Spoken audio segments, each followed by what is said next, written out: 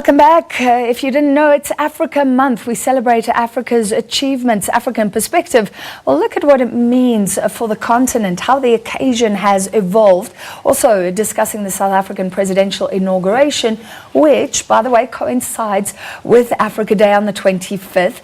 And African Perspective, 9:30 tonight. We're joined by anchor Tsepiso Makwetla, host of African Perspective. Welcome. Thank you. So let's start with something that worries Africa first. A hotspot. You'll update us on Sudan. What's the latest? So the African Union congratulating the conflicting or warring parties, as some would call it, in the Sudan after reaching an agreement. So that is that they've agreed on a 3-year transitional plan. You'd recall that the civilian representatives had wanted 4, the military council had wanted 2. So they've agreed on a middle way of 3 years. And what that will see is a 300 legislative transitional council, which will have 2/3 of the military council sitting on it.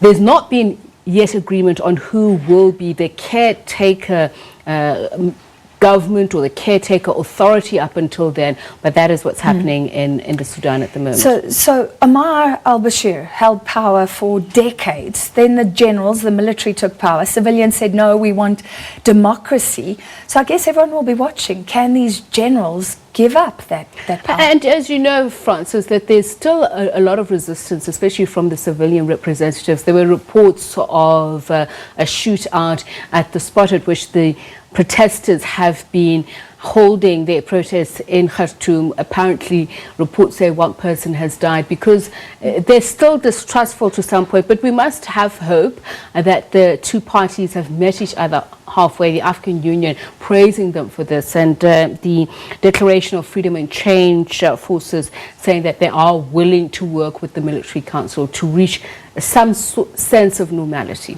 All right, an interesting one to watch. And then before we get to Africa Day, Nelson Mandela Day. So Nelson Mandela's foundation laying out their plans. So on the 18th of July, as you know, that is Nelson Mandela International Day. And they're saying we're entering the next chapter. And you know, for everybody around the world who's taken part in these projects, they know it's all about the betterment of the people of Africa, that we emulate the statesmen and the good work that we've done, each and every single one of us, projecting that in the work that we're doing. So we'll be telling you a little bit more about that. But let's talk about Africa Day. Go ahead.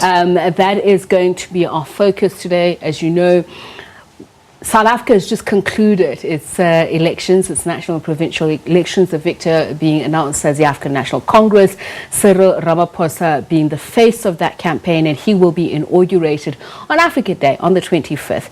And we'll see a lot of African statesmen who will be attending. We'll be telling you about the evolution of Africa Day, as you know, the birth of the Organization of African Unity, and we'll talk about what the significance will be for South Africa, given the fact that there have been concerns about xenophobic attacks or Afrophobic sentiment. So we'll be talking about what the country is looking at doing in line with teaching us all to be proud of our African identity, celebrating the goods and services, free trade, and all the other aspirations that we have as a continental nation. All right, and we'll both be involved in rolling coverage on that day, on the 25th, the President's inauguration on Africa Day. Do join us then, and do join Tsepiso Makwetla tonight, 9:30, African Perspective.